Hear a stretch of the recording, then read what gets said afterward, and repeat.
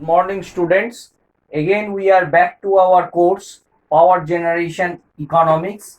It is EE704C, and we are studying presently the state estimation chapter. It is under Module 5. Until now, we have completed 3 lectures under state estimation, and this is our continuation of 4th lecture. In the last class, we had discussed the state estimated voltages for a 2-bus system, and we have estimated the voltages through the least square estimation method. So different types of measurements we had taken, that is the power injected, real power injected, reactive power injected, real power flow, reactive power flow, the voltage measurements at the 2 buses, and the reactive and real power flow from the other bus to the from I to J bus or from J to I bus. So we have minimized, we have operated one function J dot, and we have got the total estimated total function with the square of the errors, that is the least square. So we have squared the errors and we have got the total function J dot, and we have minimized that function. After minimizing, we have got the voltages and the angle at the buses.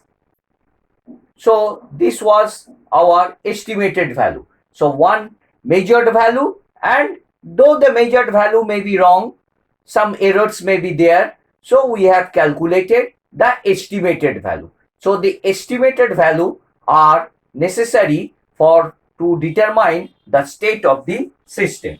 Now we will develop one model for the state estimation, and for that a simple DC circuit problem let us discuss, and with that how to calculate the state estimation we will be discussing.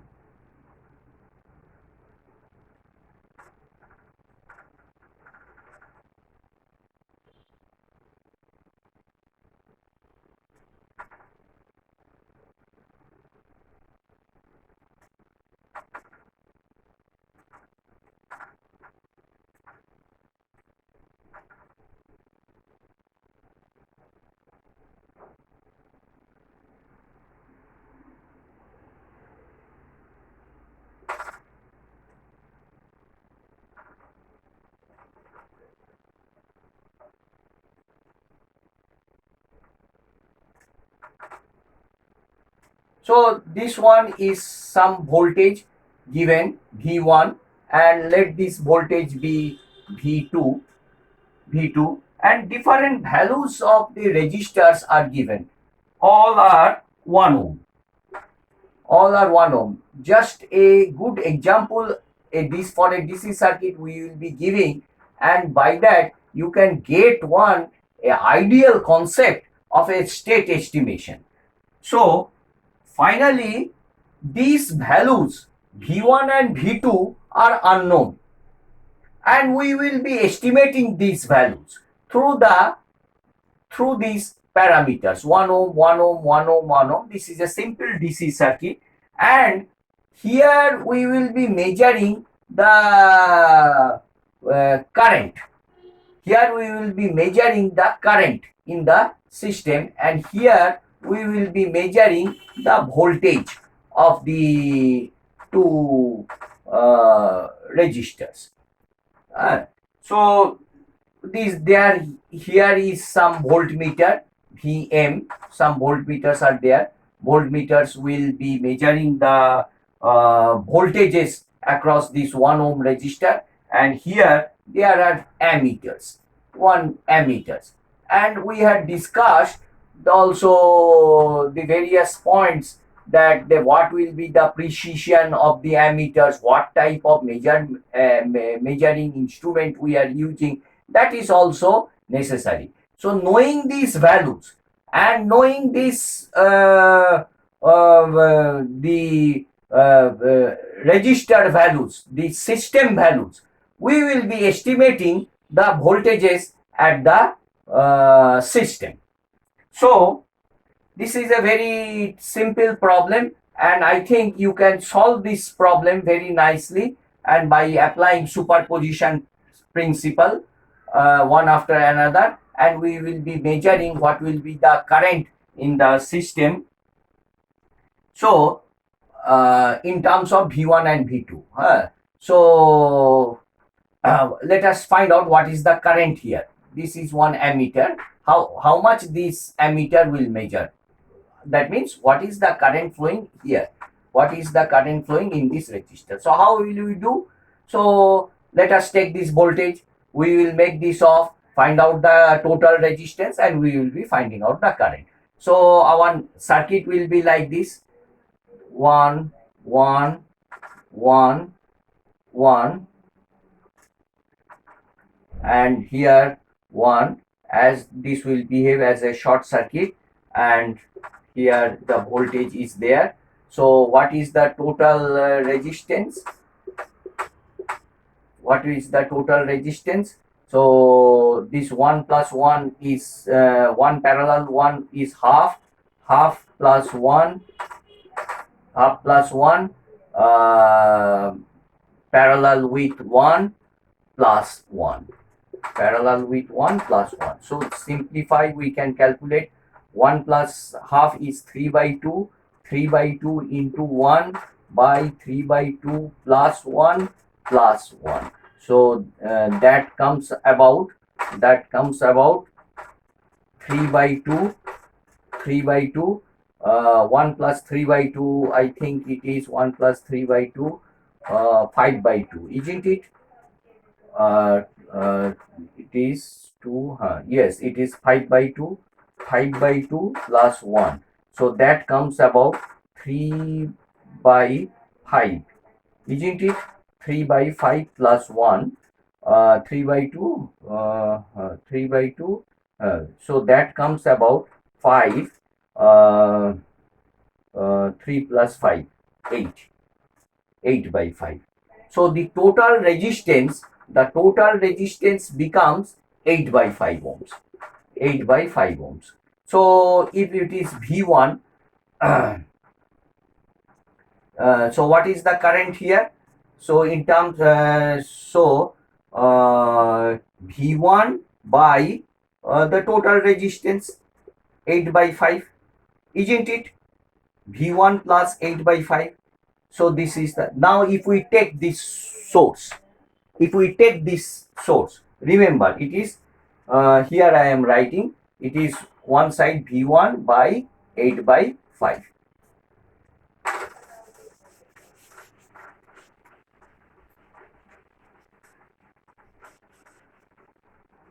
So from here, if we take this one, so from here it is V1 by 8 by 5. Now again, if we take from this source, making this one as a short circuit, what will be our system? Our circuit will be like this. Our circuit is like all are 1 ohms. So so actually we are finding out the current here. So I think here it will be, the current will be flowing in this direction. Current will be, because this is positive, this is, so current. So what will the total resistance? Again it is 1 parallel 1 is half, half plus 1, half plus 1 parallel with 1 plus 1 plus 1. Here it is your V2 voltage. So again 3 by 2 into 1 by 3 by 2 plus 1 plus 1. So that comes about 3 by 2 to 5 by 2, 5 by 2 plus 1. So that comes about 3 by 5 plus 1. That comes about 5, 8 by 5. So again it is 8 by 5. So from this side it is, so what is the amount of the current? The current is V2 by 8 by 5. Okay, so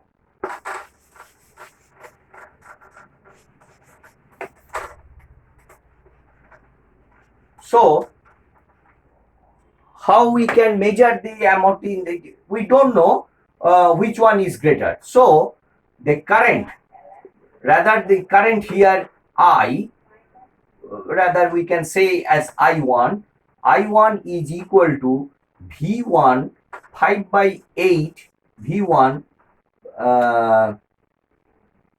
minus, both of you will be in the opposite direction. If I take this one as positive, so this one will be negative, so minus 5 by 8 V2, isn't it? So the ammeter current,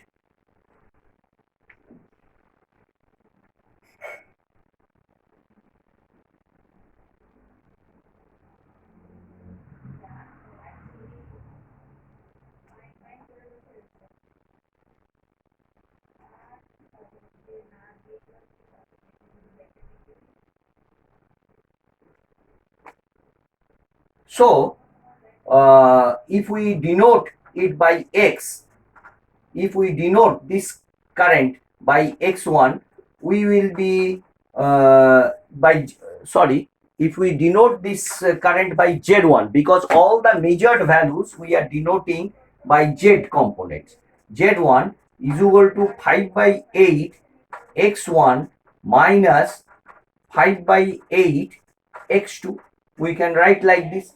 Similarly, you have to write all the ammeters and all the voltmeters in the form of this.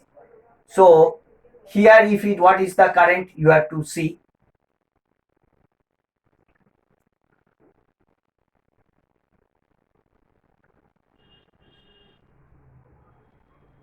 So actually I had done some mistake, I think.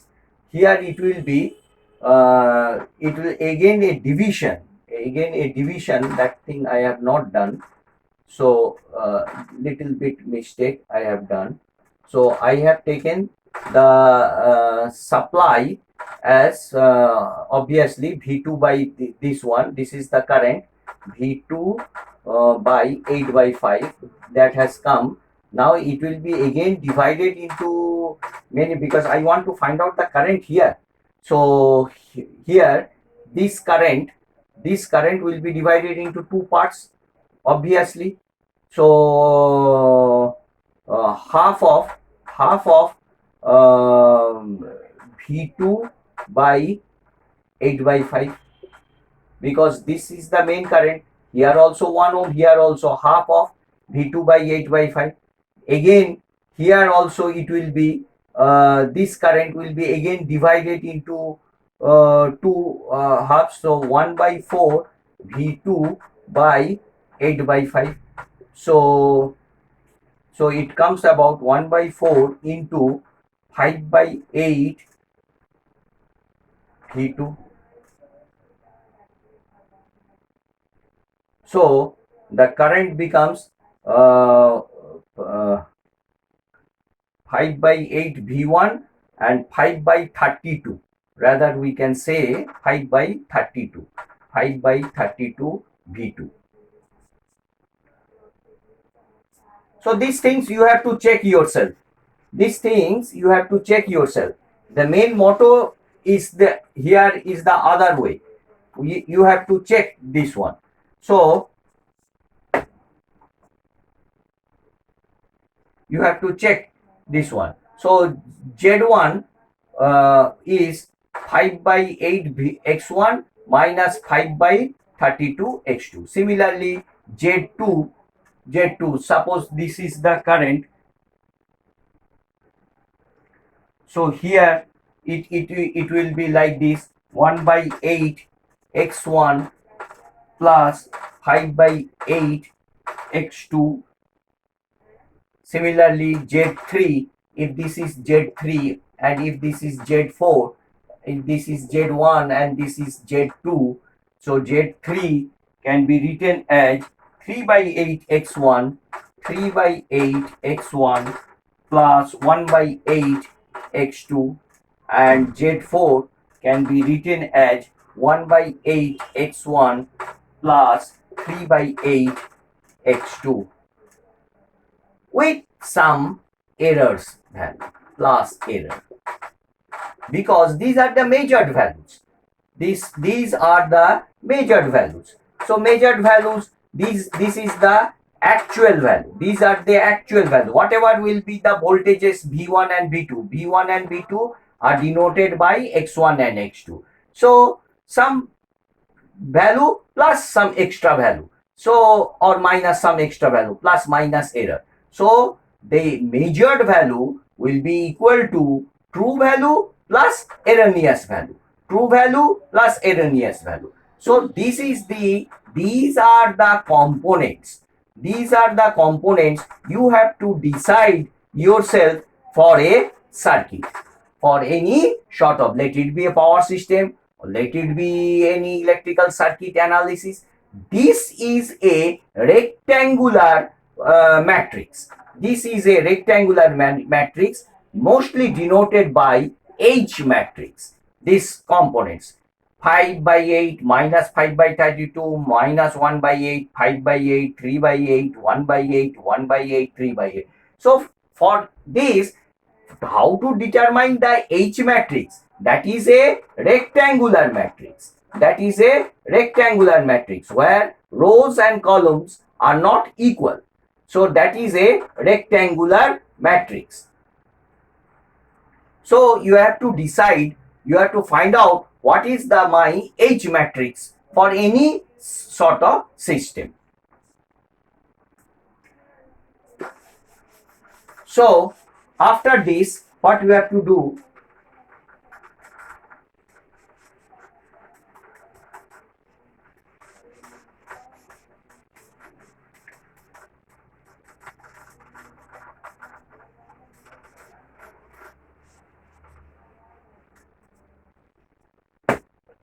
So any sort of measurement, let it be Z1, can be written as H11 x1 plus H12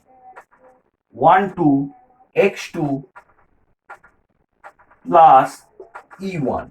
So that can be written as Z1 true value plus error 1. So similarly Z2 can be written as H21 x1 plus H22, as we are doing the measurements. So here in this circuit, how many measurements? 2 ammeters were there, 2 voltmeters. So Z1, Z2, Z3 and Z4 will be there. 4 measurements we have done.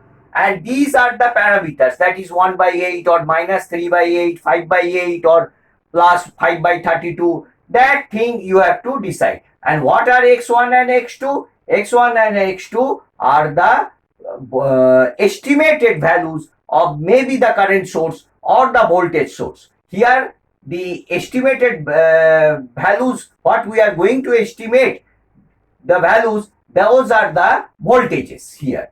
So this one plus E2. So similarly we can write Z2 true plus E2. Similarly Z3 will be H31 x1 plus H32 x2 plus E3 is equal to Z3 true plus E3 error. Obviously, when we take some sort of measurement, obviously there will be some sort of error, but after taking lots of errors, the actual value tends to be very large or very small. So we have to estimate. So that is the study we are doing, the state estimation of the voltages in a system.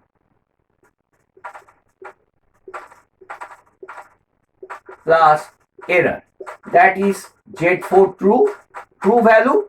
So up till here it is the true value, and this is the erroneous value plus E4. So we can model this circuit, any sort of circuit like this. So measured value, these are the what? These are the measured values. Measured value. The measured values equal to the true value plus erroneous value. So in a matrix form, we can write like this E1. So how many errors we will be getting? 4 errors, because 4 measurements are there. So the errors is equal to Z1, Z2, Z3, Z4. The measured values minus the true values. The true values. True values.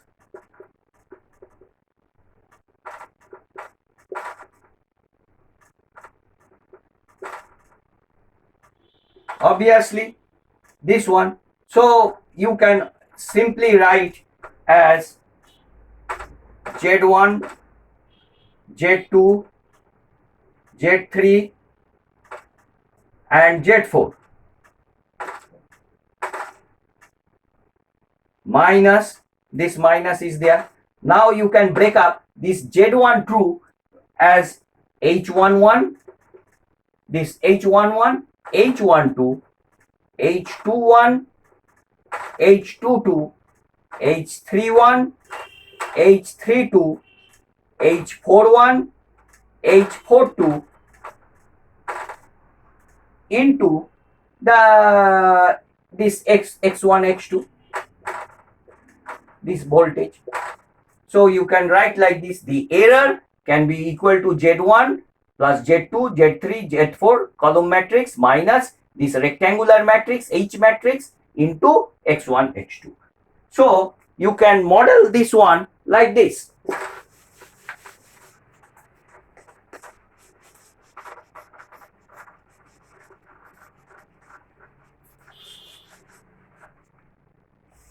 So you can model this one like this. E is equal to Z minus Z true, Z minus Z true. Obviously, the measured value minus the true value is equal to Z minus Hx. So this is the measured error. So what will be the estimated error? We are denoting the estimated error like this: Z minus Hx cap. So this is our equation 2. This is our equation 1. So how to model this? So simply modeling is E1, E2, E3, E4, all caps, the estimated values.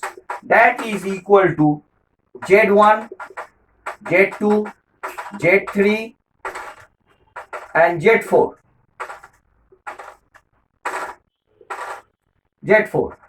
Minus H11, H12, H21, H22, H31, H32, H41, H42 into x1 cap, x2 cap. These are the estimates. So estimated error from the estimated values of the voltages. So these are the fundamental two equations. E equals to Z minus Hx and E cap is equal to Z minus Hx cap. So from here we can find out what is our E cap. So simply we can write E cap is equal to Z minus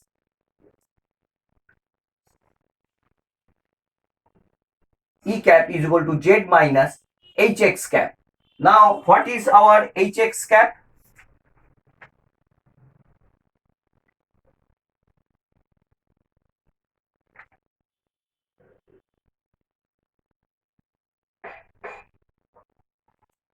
Z minus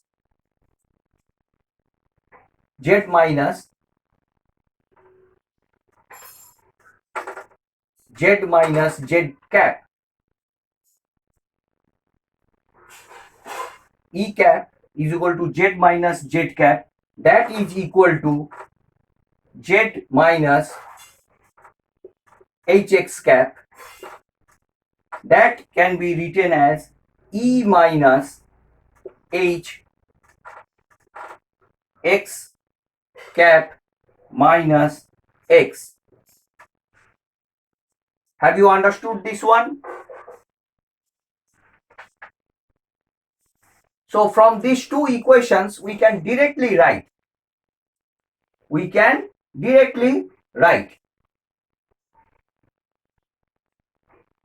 So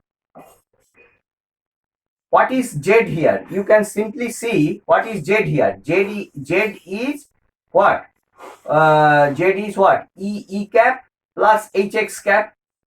So in place of z, you can write here, I am writing it implies E cap is equal to z is what? E plus hx, isn't it? What is z? What is z? Z is E plus hx. What is z? Z is E plus hx. In place of z, we have written E plus hx minus hx cap, minus hx cap. So this thing, what we are getting? E minus h common, we are getting x cap minus x, isn't it? So finally we are getting like this.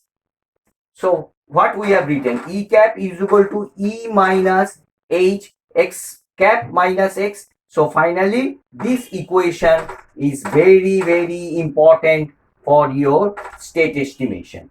E cap is equal to, so remember, so from these two equations we are deducing the third equation, that is E cap is equal to E minus h x cap minus x. So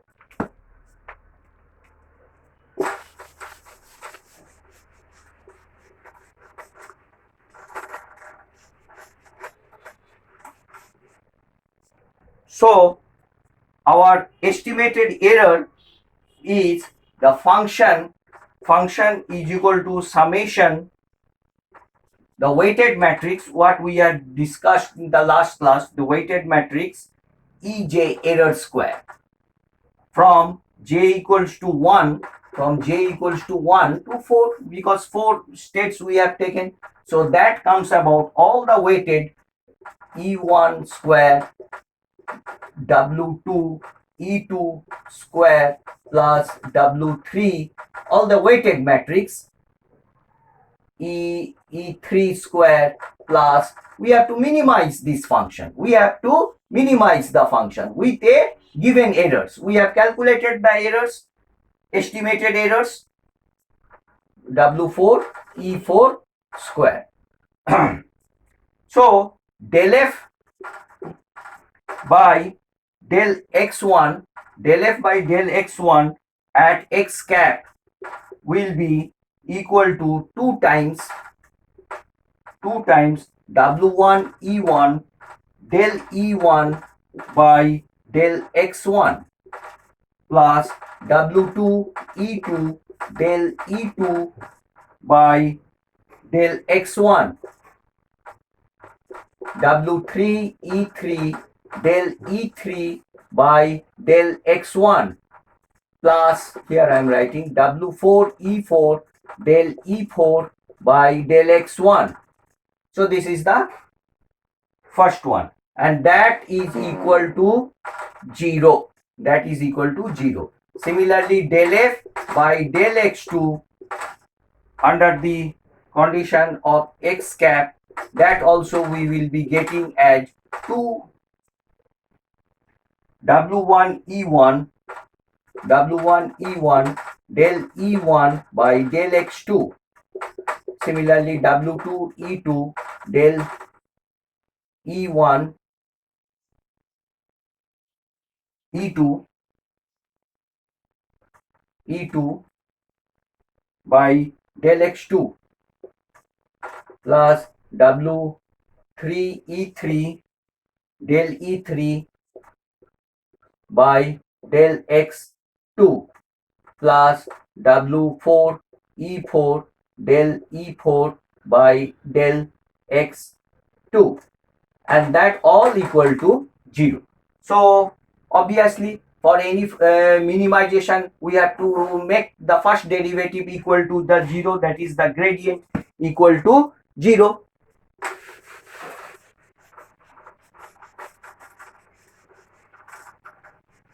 So our next step will be like this.